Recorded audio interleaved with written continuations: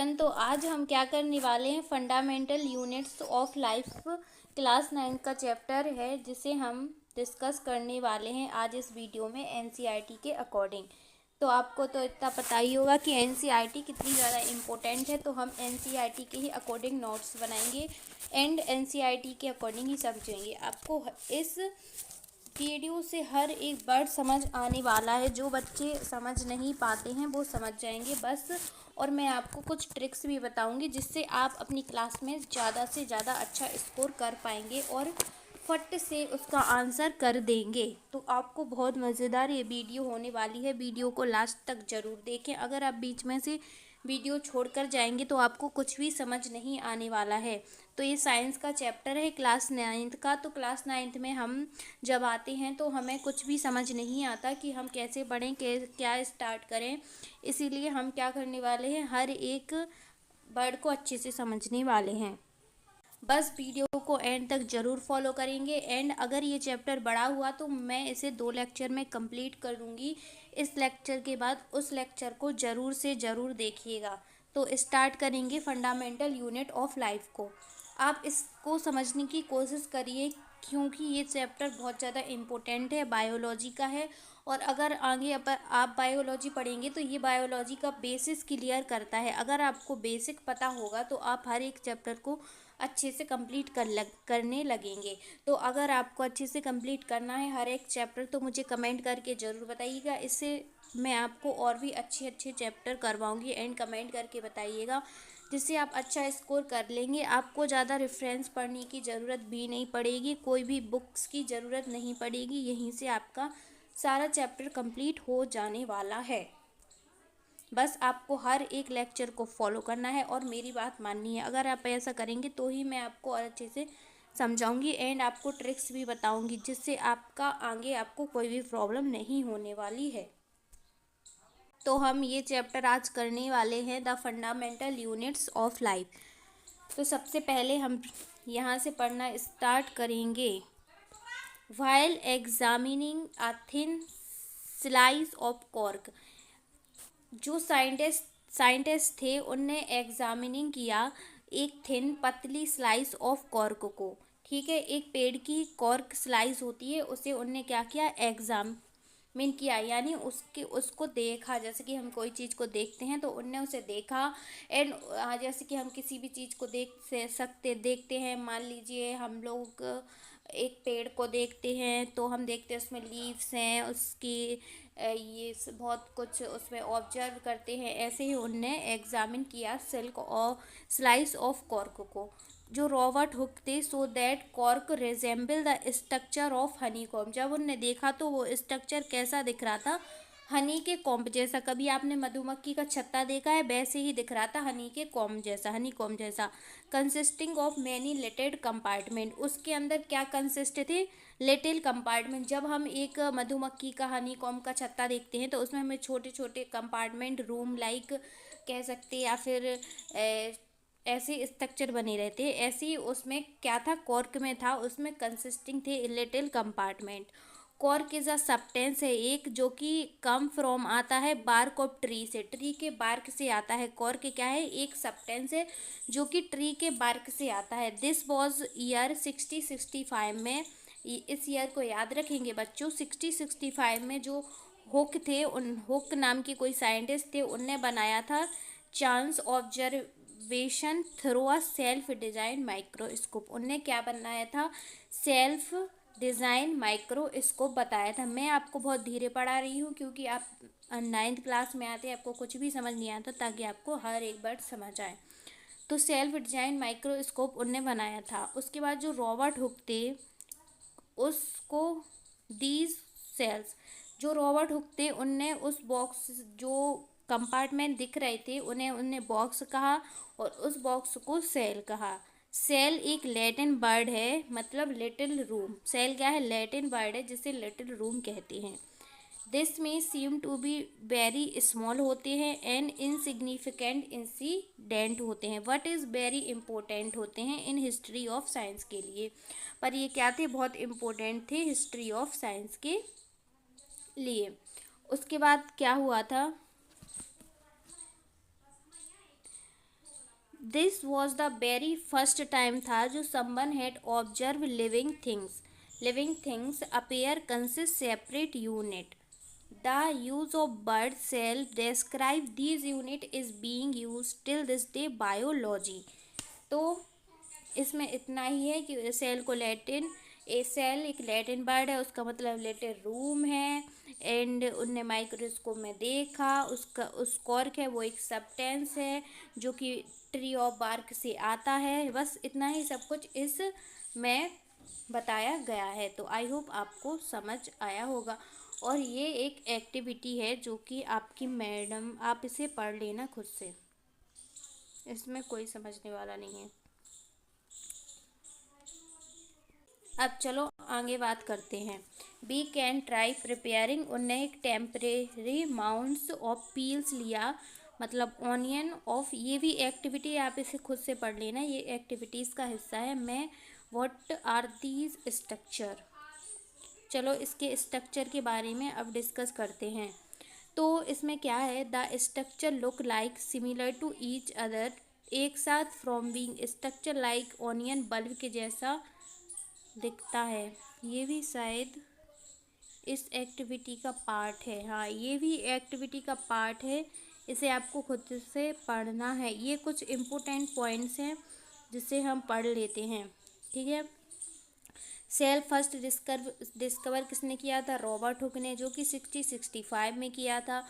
उनने ऑब्जर्व किया था सेल को कॉर्क स्लाई के जैसे विथ हेल्प प्रिमिटिव माइक्रोस्कोप से। फिर उसके बाद ल्यूविन हुक आए जिनने 74 में इम्प्रूव माइक्रोस्कोप से डिस्कवर किया था फ्री लिविंग सेल, जो कि पॉन्ड वाटर में फॉर फर्स्ट टाइम। फिर रॉबर्ट ब्राउन आए 1831 में जिन्हें डिस्कवर किया था न्यूक्लियस इन द सेल। फिर एक परकिंजे इन 1839 में है जिसने कॉइन टर्म दिया था प्रोटोप्लाज्म दिया था। प्रोटोफ्लाइट फ्लूइड सब्सटेंस है सेल के अंदर का। Cell theory that all plant are animal and plant composed of cell that the cell is basis unit of life है। सेल थ्योरी में था कि प्लांट एंड सेल कंपोज्ड होते हैं सेल से, एंड जो सेल है वो यूनिट ऑफ लाइफ है। बाज प्रेजेंटेड बाय टू बायोलॉजिस्ट ने क्या दी थी, सेल थ्योरी, स्वान एंड स्लेडिन ने 1839 में दी थी, स्वान ने 1839 में दी थी, स्लेडिन ने 1838 में दी थी। दी सेल वाज फर्दर एक्सपेंडेड की थी किसने, बर्चाओ ने 1855 में फिर फर्दर इसे एक्सपेंडेड करा था। और क्या हुआ था इसमें, suggesting that all cell arise होते हैं, इनने सजेस्ट किया था कि ऑल सेल कहाँ से अराइज होते हैं, प्री एग्जिस्टिंग सेल से होते हैं। विद डिस्कवर इलेक्ट्रॉन माइक्रोस्कोप से 1940 में was possible to observe and understand the complex structure of the cell and various organelle. I hope आपको इतना समझ आ गया होगा। ये पॉइंट बहुत ज़्यादा इम्पोर्टेंट है, तो आप इन्हें एक बार अपने आप से ज़रूर पढ़ें। मेरे हर एक वर्ड पर फोकस करते हुए चलें, क्योंकि इसके बाद आपका एक भी क्वेश्चन गलत नहीं होने वाला है एंड आपको हर एक चीज़ समझ आ जाएगी। The invention of magnifying lens lead discover of the microscope world में new now that single cell many constitute whole organism in amoeba.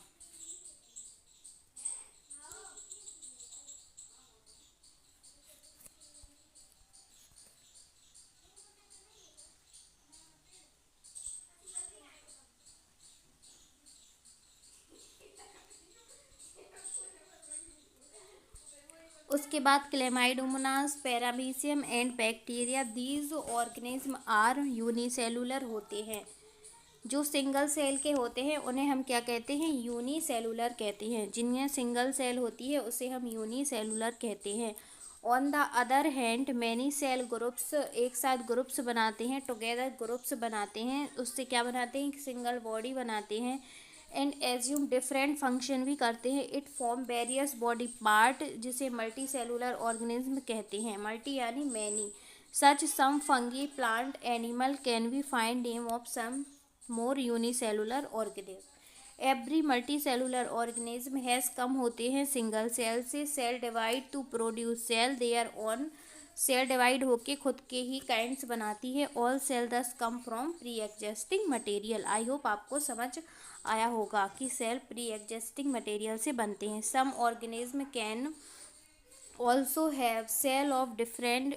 Cell के डिफरेंट प्रकार होते हैं, काइंड्स होते हैं। Look the following picture. तो सबसे पहले स्मूथ मसल सेल जो इस शेप की होती है। ब्लड सेल ऐसे होते हैं। नर्व सेल ऐसे होते हैं। बोन सेल कैसे होते हैं? ओवम सेल ऐसा होता है। बोन सेल ऐसे होते हैं। स्पर्म ऐसा होता है। एंड फैट सेल ऐसा होता है। Various cells from human body. ये क्या है? ह्यूमन बॉडी के वेरियस सेल हैं। आई होप आपको इतना समझ आया होगा।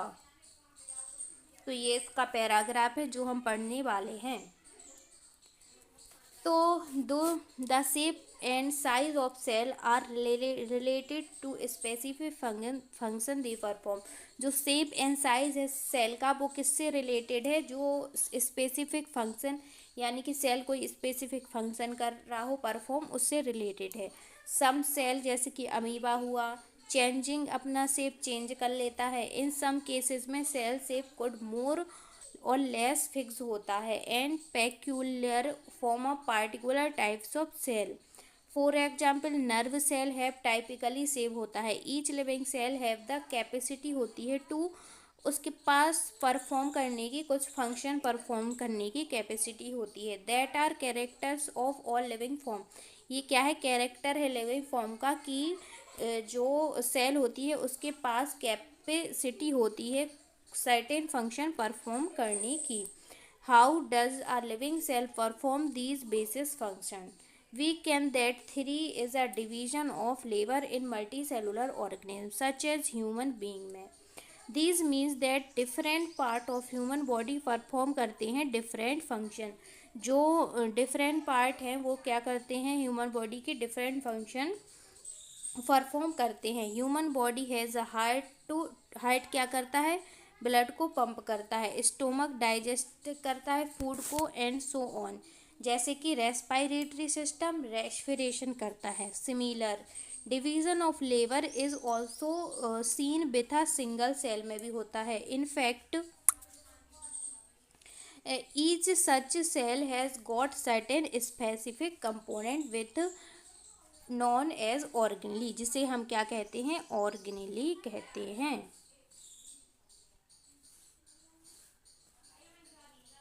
इसमें क्या है? Each kind of cell organelle performs करती हैं स्पेशल फंक्शन सच मेकिंग क्या न्यू मटेरियल बनाती हैं सेल के लिए, क्लियरिंग करती हैं and waste material from the cell so on. जो और ऑर्गेनली बनी है वो करती है। ठीक है बच्चों।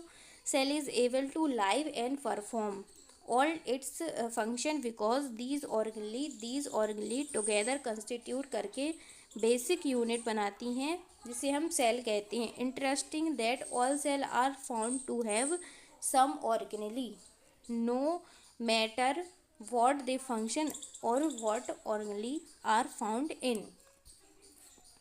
आई होप आपको समझ आ गया होगा। अगर आपको एनसीईआरटी के क्वेश्चन समझने हैं तो आप मुझे कमेंट करके बताइएगा, मैं आपको ये क्वेश्चन भी डिस्कस करवा देंगे। अब हम बात करते हैं what is cell made up. Cell किस चीज़ से बनी है एंड सेल का स्ट्रक्चरल ऑर्गेनिज्म ऑफ सेल क्या है। तो we saw above that cell has special component जिसे हम ऑर्गेनली कहते हैं। How is a cell organise? We will study cell under microscope. We would come across three feature in almost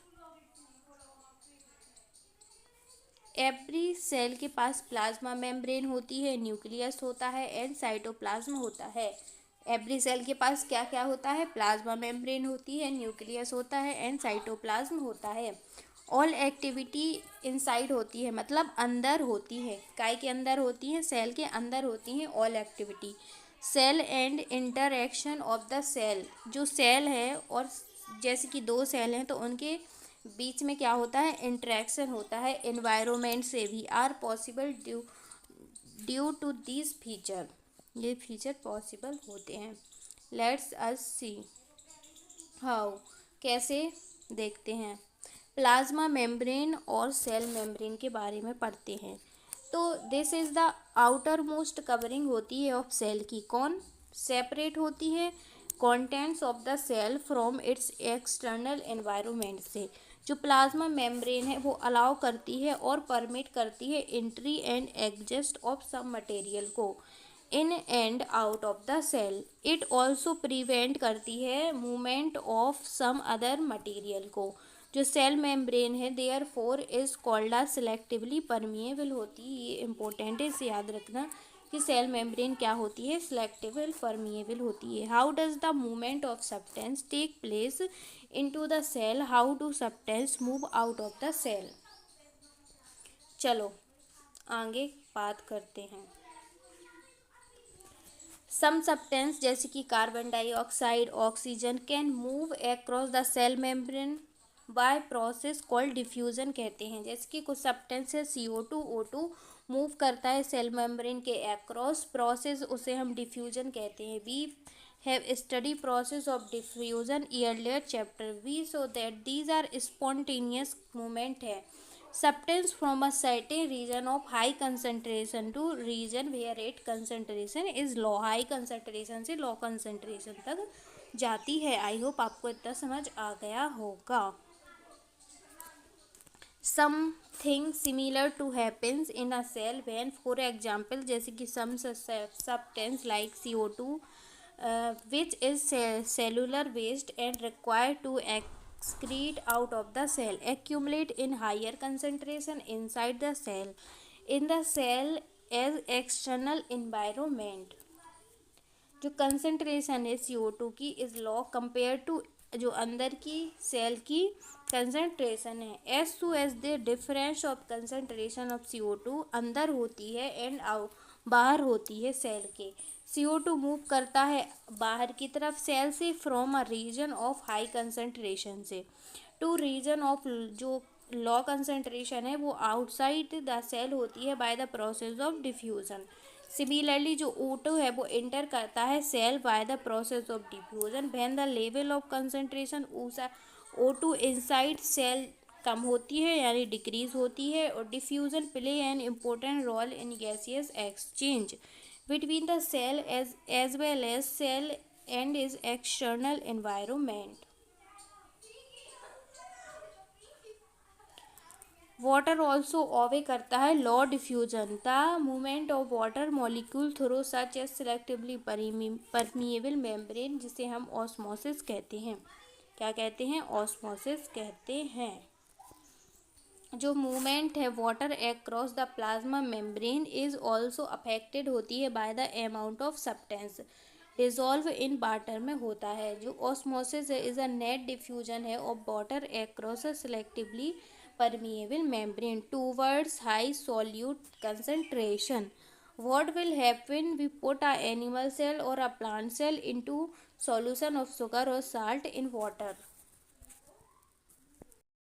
If the medium surrounding the cell has higher water concentration than the cell, meaning outside solution is very dilute, the cell will gain a water osmosis such solution now as hypotonic solution। इसका मतलब है कि जो cell के surrounding जो medium है वो higher water concentration होता है देन द सेल। जो सेल है उसके जो अगल बगल चारों तरफ जो मीडियम है वो हायर वाटर कंसंट्रेशन होता है सेल के कंपैरिजन में। इसका मीनिंग है कि आउटसाइड जो सॉल्यूशन है सेल के बाहर वाला वो बहुत ज़्यादा डाइल्यूट होता है। सेल गेन करती है वाटर को ऑस्मोसिस के थ्रू और इस सॉल्यूशन को हम क्या कहते हैं, हाइपोटोनिक सॉल्यूशन कहते हैं। जो वाटर मॉलिक्यूल हैं वो फ्री टू पास होते हैं एक्रॉस मेम्ब्रेन के इन बोथ डायरेक्शन। जो सेल की दोनों डायरेक्शन में मॉलिक्यूल फ्रीली पास होते हैं but more water will come into cell than will leave. And क्या होता है, ज़्यादा वाटर आता है and cell than will leave. The net overall result होता है कि water enter cell the cell likely swell up हो जाती है। मतलब इसका नेट रिजल्ट फाइनल रिजल्ट ये होता है कि सेल क्या हो जाती है, स्वेल अप हो जाती है। If the medium has exactly the same होता है water concentration as the cell, they will be not no net movement होता है और water across cell membrane. Medium है वो एग्जैक्टली सेम होता है वाटर कंसंट्रेशन की सेल के अंदर, there will be no net, इसका कोई नेट मूवमेंट नहीं होता जो वाटर का अक्रॉस होता है सेल मेम्ब्रेन की। इस सॉल्यूशन को हम आइसोटोनिक सॉल्यूशन कहते हैं। क्या कहते हैं? Isotonic solution. क्या कहते हैं? Isotonic solution. उसके बाद जो वाटर होता है across cell membrane both direction, उसे हम both direction but amount going in same as the amount going out होता है। वट अमंग गोइंग क्या होता है? सेम होता है अमाउंट गोइंग आउट, एंड अंदर आने का और बाहर जाने का अमाउंट क्या होता है? सेम होता है। So they are no overall movement, कोई ओवरऑल मूवमेंट और वाटर नहीं होती है। दे विल स्टे मतलब एक जगह रुक जाता है सेम साइज में। If the medium has lower concentration, water होती है देन द सेल के अंदर, इसकी मीनिंग है कि वेरी कॉन्सेंट्रेटेड सॉल्यूशन होता है। द सेल विल लूज करती है वाटर को ऑस्मोसिस के थ्रू सच सॉल्यूशन, इसे हम हाइपरटोनिक कहते हैं। मतलब लूज वाटर करती है सेल, उसे हम हाइपरटोनिक कहते हैं। एनसीईआरटी को समझना बिल्कुल भी आसान नहीं है, तो पहले लेक्चर देखें, उसके बाद ही खुद से एनसीईआरटी आप इस लेक्चर के बाद रीड करेंगे।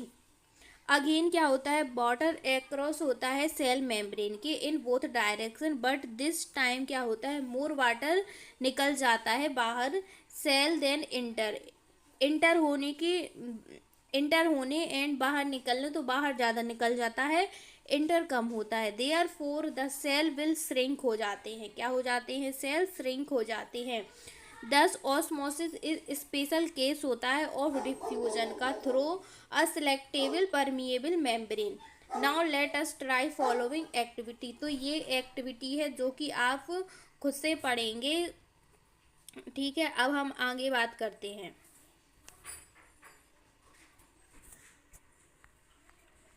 एक्टिविटी खुद से पढ़ना है। उसके बाद जो यूनिसेलुलर फ्रेश वाटर ऑर्गेनिज्म होते हैं, मोस्टली प्लांट सेल, जैसे कि टेंड टू गेन करते हैं वाटर को थ्रू ऑस्मोसिस। ऑस्मोसिस के थ्रू क्या करते हैं? वाटर लेते हैं, एब्जॉर्ब करते हैं और वाटर को प्लांट रूट कौन करती है? प्लांट रूट एब्जॉर्ब करती है वाटर को। इसका एग्जाम्पल है ऑस्मोसिस। डिफ्यूज़न इज इम्पोर्टेंट है in exchange of gases and water के लिए in life of cell. Cell की लाइफ के लिए क्या इम्पोर्टेंट है? डिफ्यूज़न इम्पोर्टेंट है exchange of gases and water के। In addition to this cell also often nutrient from the environment से डिफरेंट मॉलिक्यूल मूव करते हैं out of the cell through the types of transport requiring use of energy. Transport के लिए क्या require होता है? Energy. जो प्लाज्मा मेम्ब्रेन होती है वो फ्लेक्सिबल होती है एंड मेड अप होती है ऑर्गेनिक मॉलिक्यूल से, जिसे हम लिपिड एंड प्रोटीन कहते हैं। तो इसे याद रखेंगे बच्चों की प्लाज्मा मेम्ब्रेन क्या होती है? फ्लेक्सिबल होती है एंड वो मेड अप होती है, बनी होती है ऑर्गेनिक मॉलिक्यूल से, लिपिड एंड प्रोटीन है जो कि। हाउएवर जबकि वी कैन ऑब्जर्व करेंगे जो स्ट्रक्चर है वो प्लाज्मा मेम्ब्रेन का, वो only through an electro microscope से भी ही हम देख सकते हैं। जो प्लाज्मा मेम्ब्रेन का स्ट्रक्चर है उसे हम काय के थ्रू देख सकते हैं? इलेक्ट्रॉन माइक्रोस्कोप के थ्रू देख सकते हैं। आई होप आपको अच्छे से समझ आ रहा होगा। तो पहले लेक्चर देखें फिर खुद से एनसीईआरटी पढ़ें तो आपको सब समझ आएगा। जो फ्लेक्सिबिलिटी है सेल मेम्ब्रेन की वो ऑल्सो इनेबल होती है द सेल क्या करते हैं? इनगल्फ करते हैं इन फूड को। जो फ्लेक्सिबिलिटी है सेल मेम्ब्रेन की वो इनेबल होती है, सेल क्या करते हैं? इनगल्फ करते हैं फूड को and other material from its external environment से। इस प्रोसेस को हम क्या कहते हैं? एंडोसाइटोसिस कहते हैं। क्या कहते हैं? एंडोसाइटोसिस कहते हैं। मैं एक बार फिर से रिपीट करती हूँ कि जो फ्लेक्सिबिलिटी है सेल मेम्ब्रेन की वो ऑल्सो इनेबल होती है सेल इनगल्फ इन फूड के लिए एंड अदर मटेरियल फ्रॉम जो एक्सटर्नल बाहरी इन्वायरमेंट से है, जो सच RNAs, उसे हम एंडोसाइटोसिस कहते हैं। क्या कहते हैं? एंडोसाइटोसिस कहते हैं। अमीबा एक्वायर इन फूड थ्रू सच प्रोसेस। जो अमीबा है वो एक्वायर करता है फूड को इस प्रोसेस से। अमीबा क्या करता है? फूड को एनगल्फ करता है। इससे याद रखेंगे। चलिए, what do we infer from activity. तो ये एक्टिविटी के बारे में बताया गया है। इट अपेयर, हमने देखा, only living cell and not dead cell are able absorb water by osmosis. Focus बनाए रखें, हर एक वर्ड पर फोकस करें। जो सेल वॉल होती है वो परमिट होती है सेल ऑफ प्लांट। जो फंगी है एंड बैक्टीरिया है to withstand very dilute होते हैं, यानी हाइपोटेनिक होते हैं। हाइपोटोनिक होते हैं, वेरी डाइल्यूट होते हैं, हाइपोटेनिक होती है। External medium without bursting, in such medium the cell tend to be take up water by osmosis. मतलब कि जो एक्सटर्नल मीडियम है वो विथआउट वर्स्टिंग है। In such medium cell tend to take up water करती है बाय ऑस्मोसिस। जो cell है वो फूल जाते हैं, building up pressure against cell wall के अगेंस्ट प्रेशर लगता है, बॉल एग्जर्ट करते हैं, equal pressure against the soil हो जाते हैं सेल। बिकॉज, क्योंकि their wall such cell can withstand much greater change होता है in surrounding medium than animal cell. I hope आपको इतना समझ आ गया होगा। अब हम बात करते हैं सेल वॉल के बारे में। तो plant cell in addition to the plasma membrane have another result, जो एनोदर रिजिड आउटर कवरिंग है सेल की, उसे हम सेल वॉल कहते हैं। सेल वॉल कैसी होती है? रिजिड होती है। सेल वॉल लाई करती है आउटसाइड ऑफ प्लाज्मा मेम्ब्रेन, यानी प्लाज्मा मेम्ब्रेन के बाहर लाई करती है। Plant cell wall is mainly composed of cellulose. Plant cell काय से कंपोज्ड होती है? सेलुलोज से होती है। काय से कंपोज्ड होती है? सेलुलोज से होती है। जो सेलुलोज है इज अ कॉम्प्लेक्स सब्सटेंस है। फिर सेलुलोज क्या है? कॉम्प्लेक्स सब्सटेंस है एंड वो प्रोवाइड करता है स्ट्रेंथ ऑफ प्लांट। क्या करता है? प्रोवाइड करता है strength of plant. When a living plant cell है वो लूज करती है वाटर को through osmosis, there is shrinkage हो जाता है और कॉन्ट्रैक्शन ऑफ कंटेंट हो जाता है ऑफ द सेल के अवे। कहाँ हो जाता है? अवे। ये सब किस में होता है? प्लांट सेल में होता है। इसका मतलब है कि जो प्लांट सेल होते हैं वो अपने बॉर्डर को लूज करते हैं ऑस्मोसिस के थ्रू और क्या हो जाते हैं? श्रिंक हो जाते हैं, कॉन्ट्रैक्शन हो जाते हैं और कंटेंट को क्या कर सकते हैं? कंटेंट ऑफ सेल को क्या करते हैं? Away from the cell wall कर लेते हैं। इस फिनोमिना को हम प्लाज्मोलाइसिस कहते हैं। क्या कहते हैं? प्लाज्मोलाइसिस कहते हैं। क्या कहते हैं बच्चों? इस फिनोमिना को प्लाज्मोलाइसिस कहते हैं। मतलब जो प्लांट सेल हैं वो अपने बॉर्डर को लॉस कर देते हैं, श्रिंक हो जाते हैं, कॉन्ट्रैक्शन कर लेते हैं और कांटेक्ट है वो सेल का वो अवे हो जाता है फ्रॉम सेल वॉल। इस फिनोमिना को हम प्लाज्मोलाइसिस कहते हैं। आई होप आपको समझ आया होगा मेरे प्यारे बच्चों। वी कैन ऑब्जर्व करेंगे phenomena by perform the following activity. तो इस एक्टिविटी को जब आप परफॉर्म करेंगे तो उसमें आपको सब समझ आ जाएगा कि प्लाज्मोलाइसिस कहते हैं। बस जो मैंने बताया उसे याद जरूर कर लेना कि प्लाज्मोलाइसिस क्या होता है। अब हम बात करते हैं न्यूक्लियस को। याद करो, टेम्पररी अमाउंट ऑफ जो ऑनियन पील होता है we prepared, we had put iodine solution on a peel. हम आयोडीन सॉल्यूशन पुट करेंगे पील पर। What would we see? हम देखेंगे कि try observing the peel without putting iodine solution, try it and see what the difference of further. When we put iodine solution on peel, did each cell get evenly colored according to their chemical composition? According to their chemical composition क्या होता है? Different reason होती हैं cell की, वो gate coloured हो जाती हैं डिफरेंशियली। सम रीजन अपेयर होते हैं darker and other region. Apart from iodine solution, we could also use saffron solution or methylene blue solution to stain in cell. We have observe onion peel let this activity.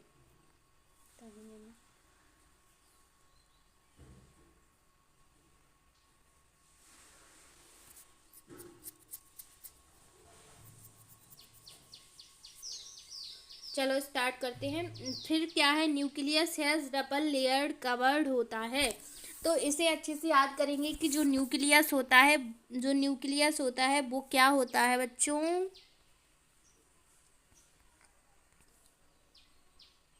जो nucleus होता है वो double layer covered होता है।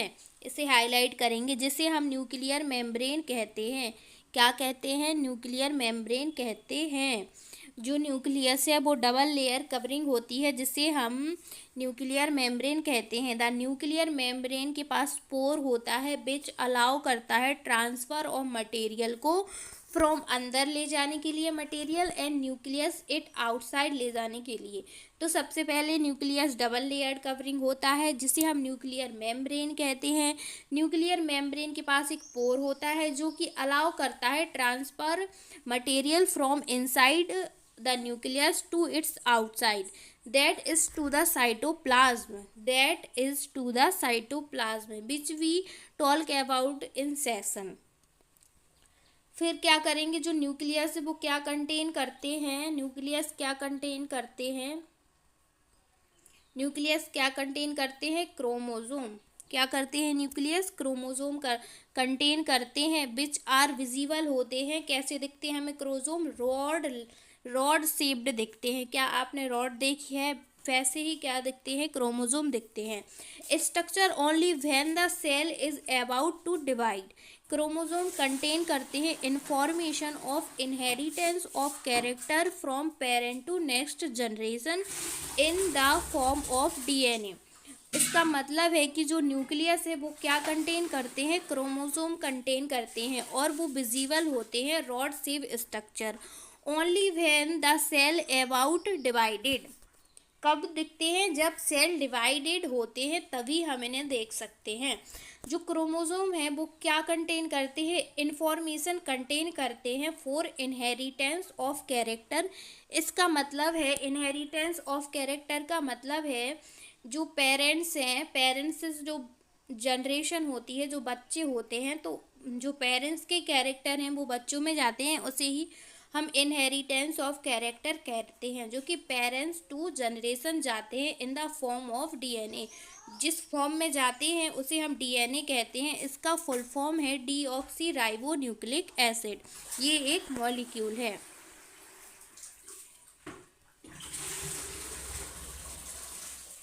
DNA molecule contain करते हैं information necessary for construction and organizing cell.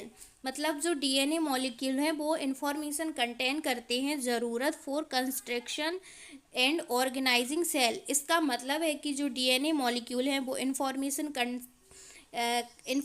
Contain करते हैं और ज़्यादा सेल बनाने की कंस्ट्रक्शन के लिए। मतलब सेल के और ज़्यादा कंस्ट्रक्शन, क्योंकि एक सेल दूसरे सेल से डिवाइड होकर ही बनता है, इसीलिए वो कुछ डिफेक्टिव ना बने, ख़राब ना बने, इसीलिए उसकी कंस्ट्रक्शन के लिए ज़रूरी होता है। उसके बाद जो फंक्शनल सेगमेंट है ऑफ डीएनए उसे हम जीन कहते हैं। क्या कहते हैं? फंक्शनल सेगमेंट ऑफ डीएनए है जिसे हम जीन कहते हैं। फंक्शनल सेगमेंट है उसे हम क्या कहते हैं? जीन कहते हैं। In a cell which not dividing this DNA is present a part of chromatin material. जब सेल डिवाइड नहीं होते हैं तो डीएनए किस पार्ट में स्टोर होता है? Chromatin material. जो क्रोमेटिन मटेरियल है वो विजिबल होता है is entangled mass of thread like structure. मतलब थ्रेड यानी धागे की तरह हमें दिखता है क्रोमेटिन, जब सेल डिवाइड नहीं होते हैं। Whenever the cell is about to divide हो जाते हैं, the chromatin material get organize होता है इनटू क्रोमोसोम। तो हम क्रोमोसोम को कब देखते हैं? जब सेल डिवाइड हो जाते हैं, तब हमें क्या दिखते हैं? क्रोमोसोम दिखते हैं। एंड जब तक सेल डिवाइड नहीं होते हैं उससे पहले हमें क्रोमेटिन की तरह दिखता है, यानी थ्रेड लाइक दिखता है। क्या? न्यूक्लियस। चलो, न्यूक्लियस प्ले करता है central role in cellular reproduction के लिए।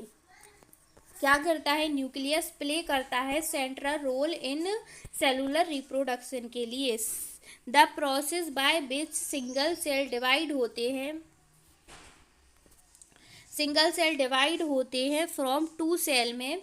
इट ऑल्सो क्रूशियल पार्ट होता है along with the environment. It determining कर सकते हैं way the cell will develop and what for it will exhibit करते हैं मैच्योरिटी को।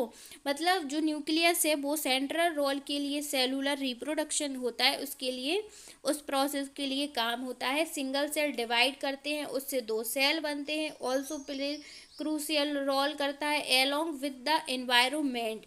जो डिटरमाइनिंग वे है वो सेल विल डेवलप होते हैं, what form it will exhibit करते हैं a maturity by directing the chemical activity of the cell.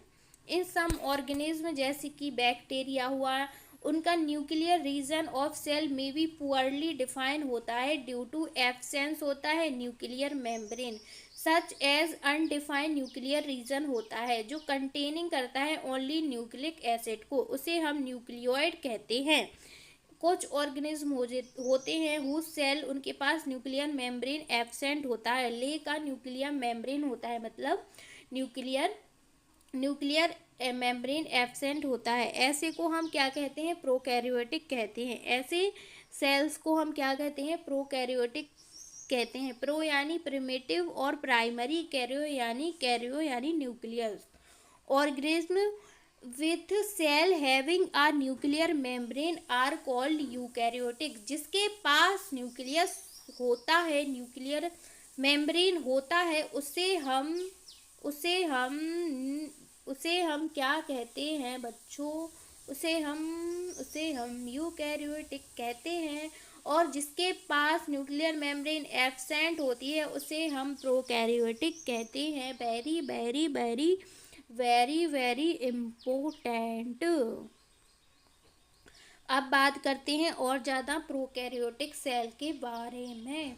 तो प्रोकैरियोटिक सेल देखेंगे 5.4 फिगर में। Also lake most of the other cytoplasmic organelle. जो प्रोकैरियोटिक सेल है उसके पास न्यूक्लियर मेम्ब्रेन के साथ साथ और भी अदर साइटोप्लाज्मिक ऑर्गेनली भी एब्सेंट होती है, मतलब होती ही नहीं है।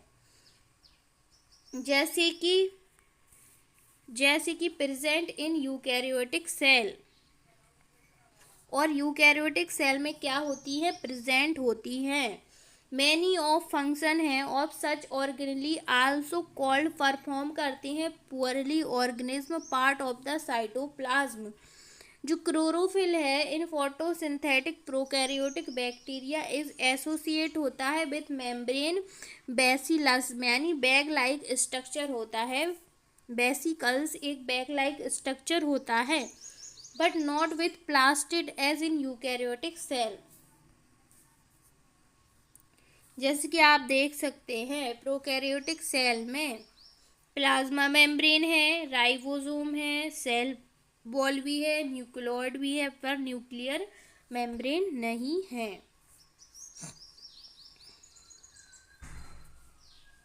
अब हम आगे चलते हैं और करते हैं साइटोप्लाज्म की। तो हमने देखा कि temporary amount of onion peel में as well as human cheek में भी देख सकते हैं। We can see a large section of each cell जो इनक्लोज होती है by the cell membrane. This region take up very little stain, बहुत छोटा स्टेन लेंगे जिसे हम साइटोप्लाज्म कहेंगे। जो साइटोप्लाज्म है वो फ्लूइड कंटेन करता है। क्या करता है? फ्लूइड कंटेन करता है अंदर की तरफ प्लाज्मा मेम्ब्रेन में। इट ऑल्सो कंटेन करता है many specialize cell organelle. Each of these organelle perform करती हैं स्पेसिफिक फंक्शन ऑफ सेल के लिए। क्या परफॉर्म करती है? Specific function. Cell organelle also enclose by membrane. Cell organelle enclose by membrane in prokaryotic. Beside the absence होती है define nuclear region. Membrane bound cell organelle also absent होती हैं। On the other hand eukaryotic cell के पास nuclear membrane as well as membrane enclose organelle होती हैं। इनका significance of membrane can illustrated with the example of viruses. viruses के पास absent होती है membrane and hence do not show character of little until they enter a living body and use cell machinery multiply. जो virus होते हैं उनके पास membranes तो होती नहीं है और वो कोई कैरेक्टरिस्टिक भी नहीं कैरेक्टरिस्टिक भी परफॉर्म नॉट शो करते हैं। तो जो लिविंग बॉडी होती है उनके अंदर एंटर करते हैं और लिविंग बॉडी का जो मशीनरी होती है उसे यूज़ करते हैं और जिंदा रहते हैं, उनका खुद का कुछ नहीं होता।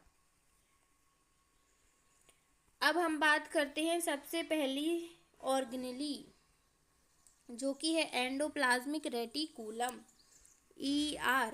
तो endoplasmic reticulum is a large network membrane होती है, बाउंड ट्यूब होती है। तो सबसे पहले हम बात करने वाले हैं एंडोप्लाज्मिक रेटिकुलम, ठीक है। उसके बाद जो एंडोप्लाज्मिक रेटिकुलम होता है वो network of membrane bound tube होता है, सीट होता है। लुक लाइक लॉन्ग ट्यूब्यूलर, कैसा दिखता है? Long tubular around oblong base vesicles जैसा। जो ER मेम्ब्रेन है इस सिमिलर होती है इन स्ट्रक्चर ऑफ प्लाज्मा मेम्ब्रेन जैसी ही। देयर आर 2 टाइप्स होती है ER rough endoplasmic reticulum RER बोलेंगे एंड स्मूथ एंडोप्लाज्मिक रेटिकुलम जिसे SER बोलेंगे। RER लुक होते हैं रफ अंडर अ माइक्रोस्कोप के अंदर देखेंगे बिकॉज जो पार्टिकल्स हैं कॉल्ड जिसे हम राइबोसोम कहते हैं वो अटैच होते हैं टू इट्स सरफेस। इसका मतलब है कि जो रफ एंडोप्लाज्मिक रेटिकुलम है उस पे अटैच होते हैं क्या? राइबोसोम। तो उसे हम क्या कहते हैं? ER के ऊपर अगर राइबोसोम अटैच हैं तो उसे हम रफ एंडोप्लाज्मिक रेटिकुलम कहते हैं। The ribosome which are present in all active cell में प्रेजेंट होते हैं are the site of protein manufacture. Protein manufacture की साइड है क्या है? Ribosome. Manufacture protein are then send to various places पर भेजता है इन द सेल के डिपेंडिंग ऑन जरूरत के अनुसार।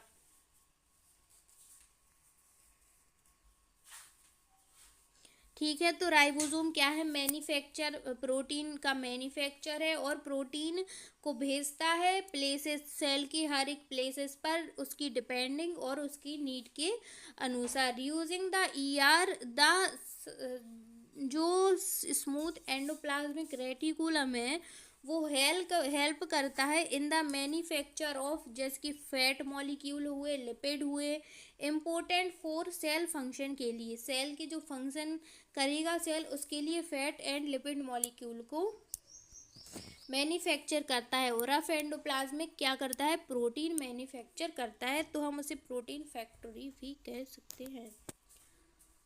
हाँ, और इसके बाद प्रोटीन एंड लिपिड हेल्प करते हैं building of the cell membrane. जो प्रोटीन और लिपिड हैं वो सेल मेम्ब्रेन को बनाने के लिए इम्पोर्टेंट है, हेल्प करते हैं। This process called membrane biogenesis, ठीक है।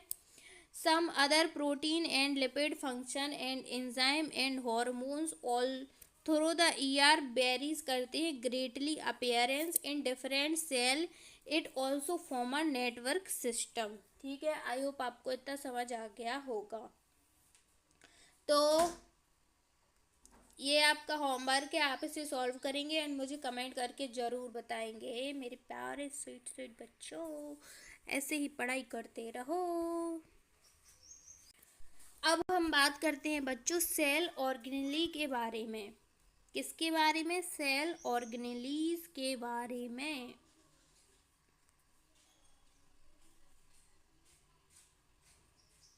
तो every cell has a membrane होती है around it to keep own content होता है जो कि अलग अलग सेपरेट होता है फ्रॉम बाहर एक्सटर्नल एनवायरनमेंट की तरफ। लार्ज एंड कॉम्प्लेक्स सेल होती हैं, include cell form multi cellular organism होते हैं, need a lot of chemical activity, need होती है बहुत ज़्यादा केमिकल एक्टिविटी के लिए, टू सपोर्ट कॉम्प्लिकेट स्ट्रक्चर होता है एंड फंक्शन होता है, to keep these activity of different प्रकार की होती हैं, सेपरेट होती हैं, फ्रॉम ईच अदर होती हैं।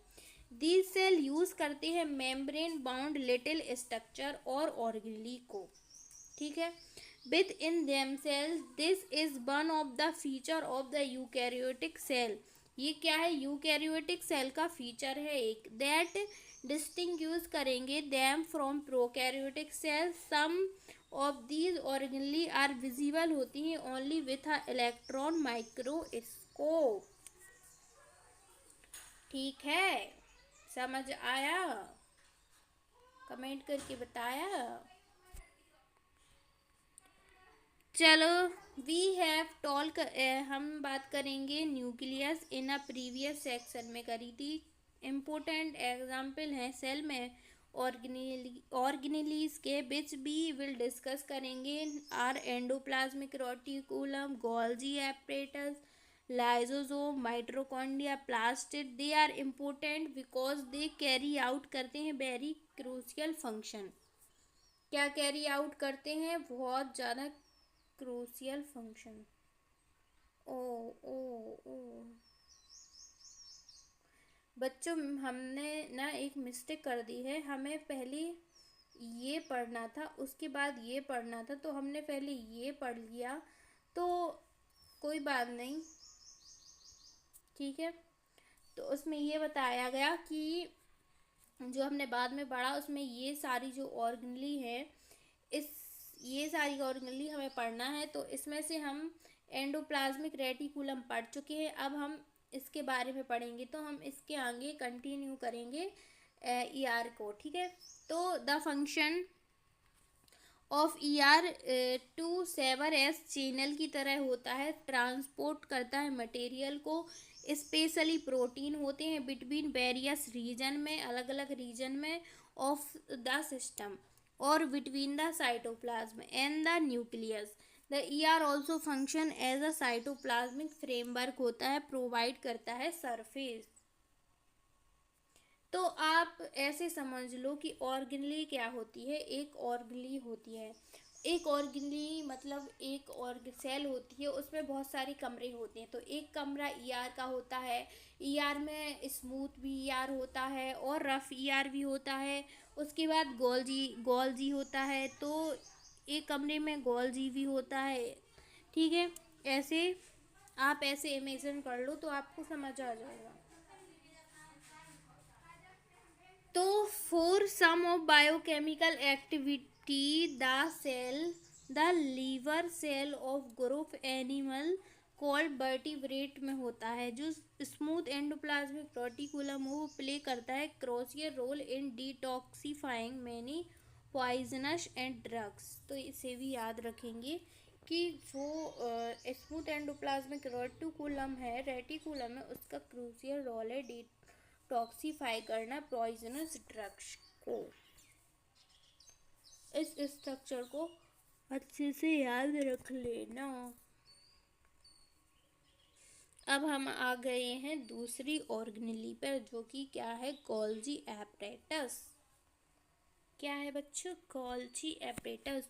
गोल्जी एपरेटस फर्स्ट डिस्क्राइब किया था कैमिलो गोल्जी ने। किसने, कैमिलो गोल्जी ने, जिन्हें कंसिस्ट किया था for a system of membrane bound vesicles होते हैं जो फ्लैटेड सैक होते हैं, अरेंज होते हैं approximately parallel to each other क्या होते हैं, पैरेलल होते हैं, इन स्टॉक होते हैं, जिसे हम क्रिस्टर्स कहते हैं, सिस्टर्स कहते हैं, ठीक है, sorry. These membrane after have connection होते हैं विद द मेम्ब्रेन, क्या होते हैं, connection of endoplasmic reticulum therefore constitute करते हैं another portion of complex cellular membrane system को। क्या करते हैं? एनोदर सेलुलर मेम्ब्रेन को। The material synthesis near the ER is the packaging का काम करता है। इज डिपैच होता है वेरियस टारगेट्स के पास इनसाइड एंड आउटसाइड सेल, जो गोल्जी एपरेटस है। Its function include the storage का काम करता है, modification, packaging, product in vesicles होते हैं। इन सम केसेस में कॉम्प्लेक्स शुगर में be made from simple sugar in the Golgi apparatus. The Golgi apparatus is also involve होते हैं in the formation of lysosome. काय में होते हैं? Formation of lysosome. तो Golgi apparatus is also involve in the formation of lysosome. इधर देखो, इधर इधर इधर देखो, इधर इधर इधर, हम इतना पढ़ चुके हैं गोल्जी तक। अब हम बात करने वाले हैं लाइसोसोम पर। लाइसोसोम वाला निकाल लो, इधर देखो। और ओके ओके ओके, लाइसोसोम निकालो। तो जो लाइसोसोम है वो structurally lysosome are membrane bound sac filled होता है विथ डाइजेस्टिव एंजाइम होता है। These enzyme are made up होता है रफ एंडोप्लाज्मिक रेटिकुलम। लाइसोसोम का जो एंजाइम है वो काय से बना होता है? Rough endoplasmic reticulum. इधर देखो, इधर lysosome are a kind of waste disposal system of the cell. Cell में जो मटेरियल खराब हो जाता है, सेल खराब हो जाती है, उसका डिस्पोजल सिस्टम है of the cell.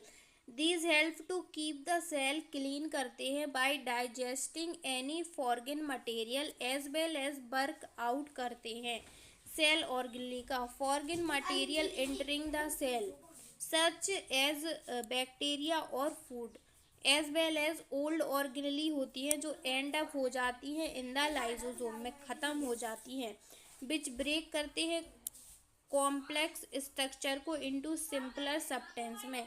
Lysosome are able होते हैं to this because they contain powerhouse of digestive है, पावरफुल डाइजेस्टिव है। एंजाइम कैपेबल होते हैं of breaking down all organelle material के लिए ड्यूरिंग द डिस्ट्रीब्यूएंस करते हैं सेलुलर मेटाबॉलिज्म का।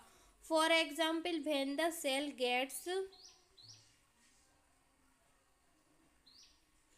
जैसे कि डैमेज हो गई, लाइसोसोम में बस्ट हो जाते हैं एंड एंजाइम डाइजेस्ट करते हैं देयर ओन सेल का।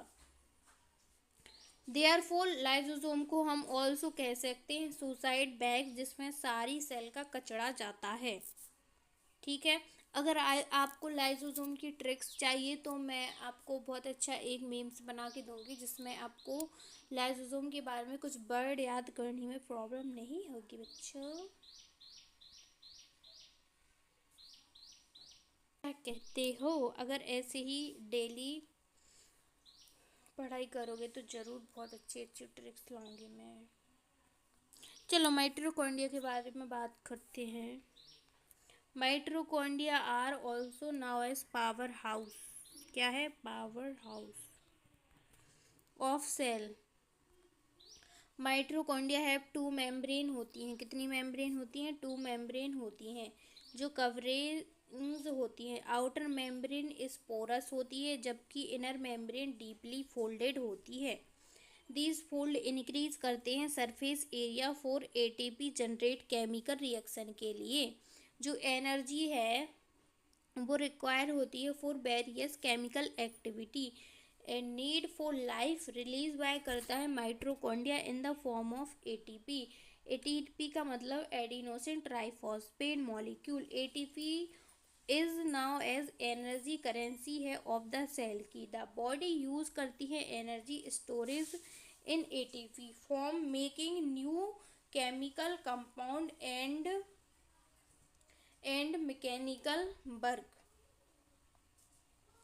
तो माइटोकॉन्ड्रिया समझ लो पैसा है किसका? सेल का, जहाँ से हमें एनर्जी मिलती है। माइटोकॉन्ड्रिया आर स्ट्रेल ऑर्गेनली है in the sense that they have their own, उसका डीएनए होता है, उसका खुद का डीएनए होता है, किसका, माइटोकॉन्ड्रिया का, एंड राइबोसोम भी होते हैं। Therefore mitochondria are able to make some their own protein, और वो अपना खुद का प्रोटीन भी बना सकता है। कितना अच्छा है ये माइटोकॉन्ड्रिया। इन प्लांट सेल में क्या होता है बच्चों, प्लांट सेल में वैक्यूल्स होता है, आर फुल ऑफ सेल सेप होता है, एंड प्रोवाइड करता है टर्जिडिटी, क्या प्रोवाइड करता है, turgidity and rigidity of cell. Many substance of important होते हैं in the life of plant cell are stored in vacuoles. These include करते हैं amino acid, sugar, various organic acid and some protein को भी। In single cell organism like amoeba the food vacuole contain करते हैं the food item that the amoeba has consume करता है। In some unicellular organism है specialized vacuoles होते हैं, also play करते हैं important role in expelling excess water and some waste of the cell. I hope अच्छे से समझ आया होगा।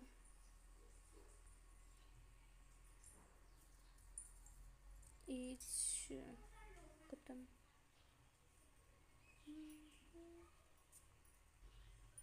कुछ गलत कर दिया है मुझे लगता है। चलो प्लास्टिड के बारे में पढ़ते हैं, कोई बात नहीं, समझ में आना चाहिए। Plastid are present only plant cell. There are two types of plastid, chromoplastids जो कलर प्लास्टिड होते हैं, एंड ल्यूकोप्लास्टिड जो कि वाइट और कलर्ड लेस प्लास्टिड होते हैं। क्रोमोप्लास्टिड कंटेन करते हैं पिगमेंट को जो कि क्लोरोफिल होते हैं, और known as chloroplast. Chloroplast are important होते हैं फॉर फोटोसिंथेसिस इन प्लांट के लिए।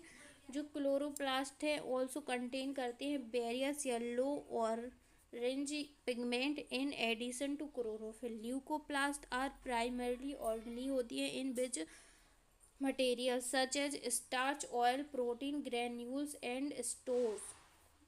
Internal organisation of the chloroplast consist करते हैं numerous membrane layer embedded in material called stroma. These are similar in mitochondria and external structure होता है like mitochondria. Plastid also have their own DNA and ribosome होता है। अब बात करते हैं वैक्यूल्स। वैक्यूल्स क्या होते हैं बच्चों, वैक्यूल स्टोरेज होते हैं सैक फ्रॉम सॉलिड और liquid content. Vacuoles are smaller size होते हैं animal cell, while plant cell है वेरी लार्ज वैक्यूल्स होते हैं। The central vacuole of some plant cell में ऑक्यूपाई करते हैं 50 to 90 of the volume of cell. Each cell acquire structure and ability to function because of organization of membrane of organelles in a specific way. The cell thus has basic structural organism होती हैं। This help the cell perform करते हैं function, respiration, obtaining nutrition, clearing waste material for new protein. Thus the cell is the fundamental structural unit of living organism. It is also basic function unit of life. Cell division क्या होता है, चलो जब से new cell are formed होते हैं, जैसे कि सेल डिवाइड होगा तो न्यू सेल बनेगा। इन ऑर्डर टू ग्रो होते हैं, रिप्लेस होते हैं old cell, dead and injury cell, and to form gamete require for reproduction के लिए। The process by which new cell are made is called cell division कहते हैं। There are two main types होते हैं cell division के, mitosis and meiosis. This process of cell division by which most of the cell divide होते हैं for growth करते हैं जिसे माइटोसिस कहते हैं। सेल डिवाइड होते हैं by most of cell divide होकर ग्रोथ होते हैं उसे माइटोसिस कहते हैं। In this process is cell called mother cell. इस प्रोसेस में बनने वाले सेल को हम क्या कहते हैं, मदर सेल कहते हैं। जैसे कि आप इसमें देख सकते हैं इस सेल को क्या कहते हैं, मदर सेल कहते हैं। तो जब सेल डिवाइड हुआ, न्यू सेल हुई, ग्रोथ हुई, तो ये मदर सेल बन गए। मदर सेल से जो सेल बनेंगे उसे हम डॉटर सेल कहते हैं। Divide to form two identical cell, उसके बाद डॉटर सेल बनाते हैं। Daughter cell have the same होते हैं number of chromosome as mother cell के जैसे ही। It help grow and repair tissue in organism, grow करते हैं, रिपेयर करते हैं tissue in organism. Specific cell reproductive organelle और tissue in animal and plant divide करते हैं टू फॉर्म गैमीट, क्या फॉर्म करते हैं, गैमीट, विच also fertilize give rise offspring बनती है उससे, ठीक है। They divide by different process called meiosis which involve होती हैं two consecutive division. Which cell divide by meiosis it produce 4 new cell instead to just 2. The new cell only have half the number of chromosomes, half number of chromosomes के होते हैं, ठीक है, of chromosomes than that of mother cell से। Can you think as why the chromosome number has reduced half daughter cell?